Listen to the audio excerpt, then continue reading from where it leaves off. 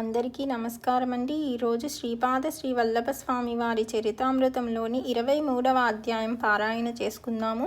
23వ అధ్యాయం పారాయణ చేసుకోబోయే ముందుగా 22వ అధ్యాయంలోని కొన్ని ధ్యాన విశేషములను అద్భుతంగా ప్రస్తావించుకుందాము. ఈ 22వ అధ్యాయంలో శ్రీపాద శ్రీ వల్లభ స్వామి వారు గురుదత్త పట్టు ద్వారా మనకి అనిష్ట ఫలములను మనము ధ్యానం ద్వారా, మంత్రతంత్రముల ద్వారా, ప్రార్థనల ద్వారా, యోగశక్తి ద్వారా మనం వాటి నుంచి తప్పించుకోవచ్చు అనేసి చాలా అద్భుతంగా వివరించారు మాస్టర్స్. ధ్యానం ద్వారా కూడా మనం నివారించుకోవచ్చు అని చెప్పబడింది. కాబట్టి ప్రతిరోజు ధ్యానం చేసి మన చుట్టూతా మంచి శక్తిని ఉంచుకుంటే ఈ అనిష్ట ఫలములు వాటి బారి నుంచి తప్పించుకోవచ్చు. అంతేకాకుండా శ్రీ గురుదత్తు భట్టు గారికి ధ్యానములో అంతర్వాణి ద్వారా చాలా గొప్ప అనుభవం ఇచ్చి ఆయన భౌతిక స్థితిలోకి తీసుకొచ్చి ఆయనకి ఆయుష్ను కూడా ఇచ్చారు మాస్టర్స్. ఇదొక గొప్ప ధ్యాన అనుభవము. అంతేకాకుండా మనకి యోగ కాలం గురించి, యోగ దేశం గురించి అవన్నీ కూడా ఆధ్యాత్మిక శక్తి సంపన్నులకు మాత్రమే అవగతం అవుతాయి అనేసి కూడా వివరించారు మాస్టర్స్. ఇది చాలా అద్భుతమైన అధ్యాయము. అందరూ కూడా ధ్యానం చేస్తూ చక్కగా ఈ అధ్యాయాన్ని మరలా వినండి. అప్పుడు చక్కగా మనకి పూర్తిగా అర్థమవుతాయి. ఇప్పుడు 23వ అధ్యాయం పారాయణ చేసుకుందాము. శ్రీపాదరాజం శరణం ప్రపత్యే. అధ్యాయము 23. శివపూజ రహస్య వివరణము. శివయోగి భక్తి మహిమ, వారికి శ్రీపాదుల వారి ఉపదేశములు. నేను కృష్ణ ఈవల ఒడ్డు నుండి కురుంగడ్డకు ప్రయాణమగునంతలో ధర్మగుప్తుడను సద్వైశ్యుడు తారసిల్లను. అతను కూడా శ్రీపాదుల వారి దర్శనార్థము కురుంగడ్డకు వచ్చుచుండెను. ప్రసంగవశమున వారు పీఠికాపుర వాస్తవులైన శ్రీ పైండా వెంకటప్పయ్య శ్రేష్ఠి గారికి బంధువులని తెలిసినది. నాకు కలిగిన ఆశ్చర్యమునకు అంతులేదు. నాకు తారసిల్లడి శ్రీపాద శ్రీ వల్లభుల వారి భక్తులందరూ శ్రీపాదుల వారి దివ్య చరితమును, లీలలను, మహిమలను, వారు చేయు అద్భుత సంఘటనలను తెలియజేయుటలో ఒక్కొక్క ప్రత్యేకమైన వింత విశేషత సంతరించుకొని ఉన్నవి.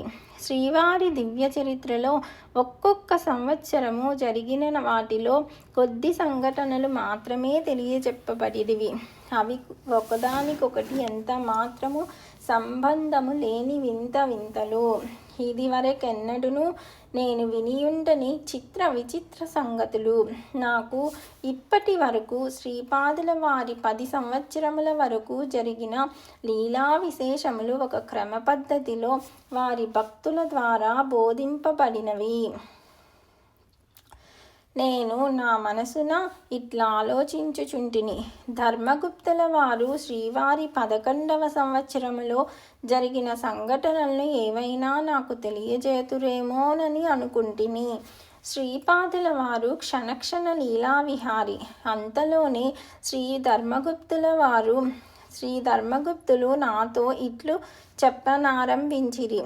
అయ్యా శంకరభట్టు, నేను శివభక్తుడను. శ్రీపాదుల వారి 11వ సంవత్సరములో శివయోగి ఒకడు పీఠికాపురమునకు వచ్చెను. అతడు చాలా యోగ్యుడు, కరతల భిక్ష చేయువాడు. తన యొద్ద ఏ రకమైన సంచిని కానీ, కంచమును కానీ, మరే పాత్రను కానీ ఉంచుకొనువాడు కాదు. అతడు చూపరులకు పిచ్చివాని వలె నుండెను. అతడు తొలుదత్త శ్రీ కుక్కుటేశ్వరాలయమునకు వచ్చెను. అతని పిచ్చి వాలకమును, ధూళి దూసరిత విగ్రహమును చూచి అర్చక స్వాములు ఆలయములోనికి రానీయరైరి. అతడు దేహస్పృహయే లేని అవధూత. అతడు మాటికి శివ పంచాక్షరి చెప్పించుచుండెను. ఆ సమయమున నేను మాకు బావగారి వరుస అయిన పైండా వెంకటప్పయ్య శ్రేష్ఠి గారింటికి గుర్రము మీద వచ్చుచుంటిని. మార్గమధ్యమున శ్రీ కుక్కుటేశ్వరాలయమును దర్శించుట నాకు అలవాటు. నేను వైశ్య ప్రముఖుడనైన కారణమున అర్చక స్వాములు నా పేరిట ఘనమైన పూజను నిర్వహించిరి. వారికి మంచి సంభావనలనిచ్చుట నా అలవాటు. నేను 5 వరహాలను అర్చక స్వాములకు ఇయ్యదలచితిని. ఆ 5 వరహాలను అర్చక స్వాములు పంచుకుందురు. వారి ఆర్థికపరమైన కష్టములను, వ్యతలను, బాధలను నాతో చెప్పుకుందురు.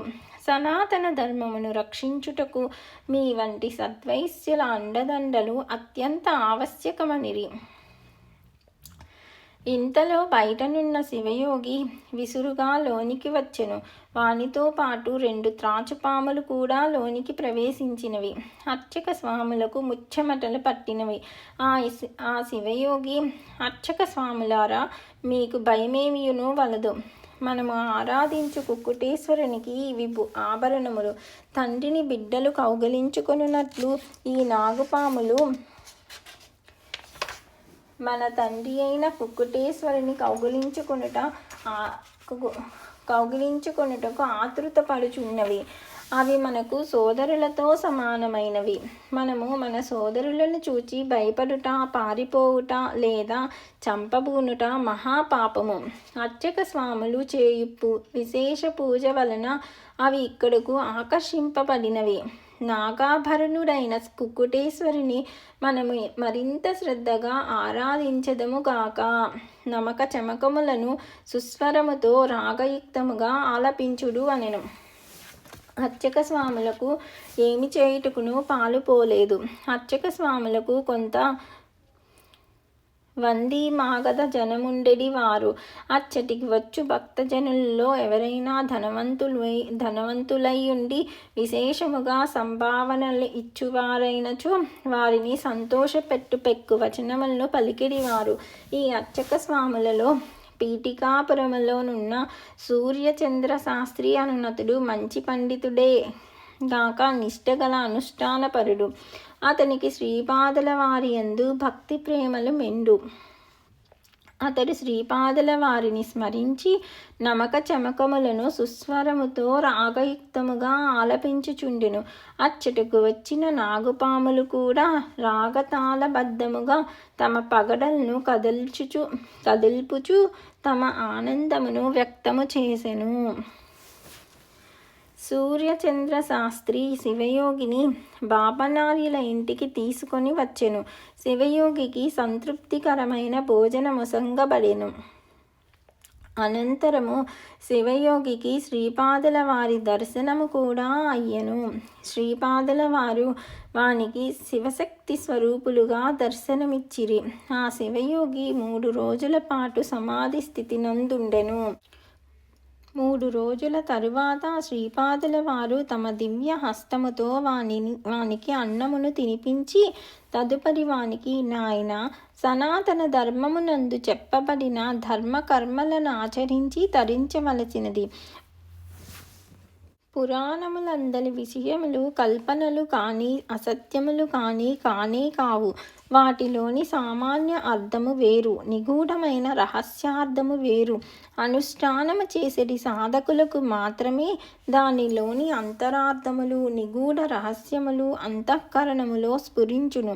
ఋతుకారకులకు సూర్యచంద్రులలో సూర్యుడు పరమాత్మకు ప్రతీక కాగా చంద్రుడు మనస్సుకు ప్రతీక.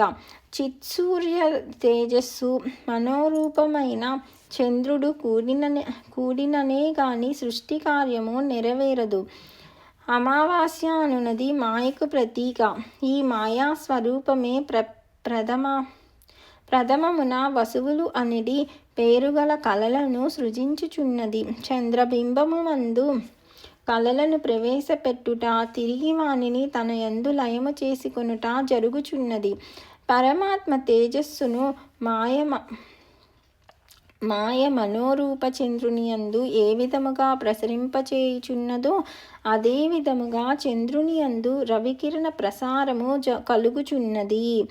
మాయయును అమావాస్యయును జడస్వరూపములైనను వాని వలన పుట్టిన జగత్తు మాత్రము చిత్సాన్నిధ్యమును బట్టి జడాత్మకమైనది. వసంతాది కాలార్తవము సృష్టికెట్లు కారణమగుచున్నదో స్త్రీల ఆర్తవము కూడా శిశుజననాదులకు కారణభూతమగుచున్నది. బ్రహ్మ జ్ఞానవాంఛ స్త్రీ యొక్క రజోజాత జీవగణమునకే ఇండును. స్త్రీల యందుండెడి రజస్సు అనగా ఆర్తవము బ్రహ్మకు వ్యతిరేకమైనది కనుక ఇది బ్రహ్మహత్య వలన పుట్టినది అని పండితులు చెప్పెదరు.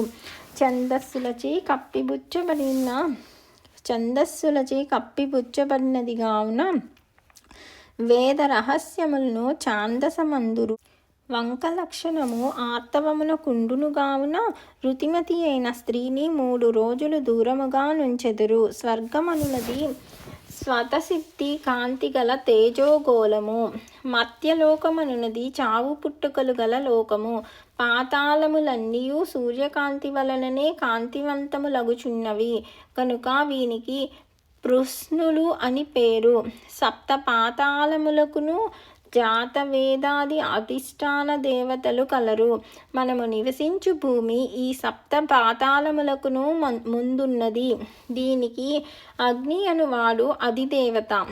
ఈ 8 అధిదేవతలకును అష్టవసువులని పేర్లు కలవు. సూర్యకాంతి వలన శోభను పొందెడివారు కనుక వీరిని వసువులని పిలుచుచున్నారు. ఈ 8 గోళములకును మధ్యనున్న వాయుస్కందములను సప్త సముద్రములందురు. వాయువులకు సముద్రము అనేది సంజ్ఞ కలదని యాచ్య మహర్షి సెలవిచ్చెను. సామాన్య మానవులు సప్త సముద్రములను జలస్వరూపముగా భావింతురు, కానీ అది సరికాదు అని తెలియజేసిరి. శివమహిమ ఆంధ్రప్రదేశమందలి 11 శివక్షేత్రములలోని శివస్వరూపములు. శివుడు 11 రుద్రస్వరూపము. ఆంధ్రదేశమునందు 11 శివక్షేత్రములు కలవు. వాటి దర్శనము మహాఫలమునందించును. అవి బృహత్శిలానగరమునందలి నగరీశ్వరుడు, శ్రీశైలమునందలి మల్లికార్జునుడు, ద్రాక్షారామమునందలి భీమేశ్వరుడు, క్షీరారామమునందలి రామలింగేశ్వరుడు, అమరావతి నందలి అమరలింగేశ్వరుడు, కోటిఫలి క్షేత్రమునందలి కోటిఫలీశ్వరుడు, పీఠికాపురమునందలి కుక్కుటేశ్వరుడు, మహానంది అందలి మహానందీశ్వరుడు, కాళేశ్వరమునందలి కాళేశ్వరుడు, శ్రీకాళహస్తి నందలి కాళహస్తీశ్వరుడు మరియు త్రిపురాంతకమునందలి త్రిపురాంతకేశ్వరుడు. వాస్తవమునకు శివునకు మూర్తి లేదు. శివలింగము ఆత్మలలో